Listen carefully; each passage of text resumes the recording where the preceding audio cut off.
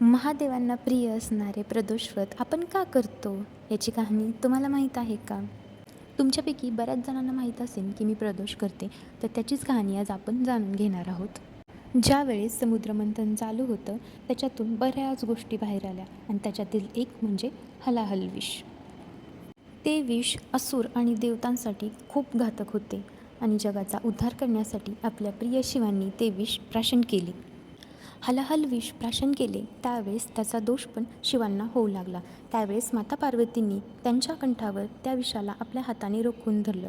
ज्या काळात हे झालं त्या काळात प्रदोष काळ असे म्हणतात. आणि तो दिवस होता त्रयोदशीचा दिवस. त्या निगेटिव्ह सिच्युएशनना त्यांनी पॉझिटिव्हमध्ये बदललं.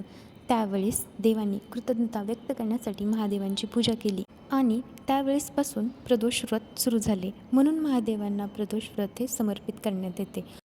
प्रदोष हा महिन्यातून दोनदा येतो, शुक्ल पक्ष आणि कृष्ण पक्ष. एकादशीनंतर जो दिवस असतो तोच प्रदोषाचा दिवस असतो. प्रचा अर्थ समाप्त करणे आणि प्रदोष प्रत्येक दोषापासून मुक्त करणे. पौराणिक कथेनुसार पहिला प्रदोष हा चंद्रदेवाने केला होता. क्षयरोगाच्या श्रापापासून मुक्त होण्यासाठी चंद्रदेवाने प्रदोष व्रत केले व प्रदोष काळात महादेवांची पूजा आणि उपासना केली. महादेवांनी प्रसन्न होऊन चंद्रदेवांना त्या शापापासून त्यावेळेस मुक्त केले होते.